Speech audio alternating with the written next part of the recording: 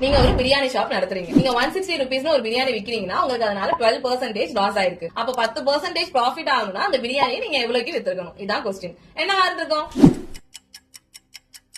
Of course 200 இருந்திருக்கும். இந்த method solve பண்ண போறது செயின் ரூல் மெத்தட். இதை வச்சு நீங்க என்ன டைப் ஆஃப் ப்ராப்ளம்னாலும் சால்வ் பண்ண முடியும். ஃபர்ஸ்ட் ஒன், நீங்க 12% லாஸ்க்கு விக்கிறீங்க. லாஸ்னா 100 என்ன பண்ணிருப்போம்? மைனஸ் பண்ணிருப்போம். அப்ப 88% தானே வித்திருப்பீங்க. அப்ப 88% தான் அவங்க 160 சொல்றாங்க. இப்போ உங்களுக்கு 10% ப்ராஃபிட் ஆனா எவ்வளவுன்னு கேக்குறாங்க. Same thing. ப்ராஃபிட்னா 100 ஆட் பண்ணிப்போம். சோ 100 அந்த 10 ஆட் பண்ணிக்கிறேன். அப்போ 110 வந்திருக்கு. நார்மலா 88 கிரேட்டரா 110 கிரேட்டரா? 110 தான் கிரேட்டர். 88க்கே 160 இருந்துச்சுன்னா அப்போ 110க்கு இதை விட ஜாஸ்தியா இருந்திருக்கும். which means இதுலயும் கீழ இருக்க நம்பர் தான் கிரேட்டரா இருக்கு. மார்க் ரெண்டுமே ஒரே சைடா வந்தா கிராஸா மல்டிப்ளை பண்ணுங்க. யார் சிங்கிளா இருக்காங்களோ அவங்க கீழ, 88க்கு தான் பேர்ல, சோ அவங்க கீழ போட்டுருங்க. மத்தவங்க ரெண்டு பேரும் நியூமரேட்டர்ல மல்டிப்ளையா போட்டுருங்க. சால்வ் பண்ணா 200. அவ்வளவுதான். இந்த method chain rule method. And இந்த மெத்தட டைரக்ட்லி ப்ரொபோஷனல்ல பாத்துருக்கோம். இதே மாதிரி இன்டைரக்ட்லி ப்ரொபோஷனல் ஒரு சம் பார்ப்போம். இதே மாதிரியான ப்ராப்ளம் டிஸ்கிரிப்ஷன்ல கொடுத்திருக்கேன். அதையும் ஆன்சர் பண்ணிருங்க.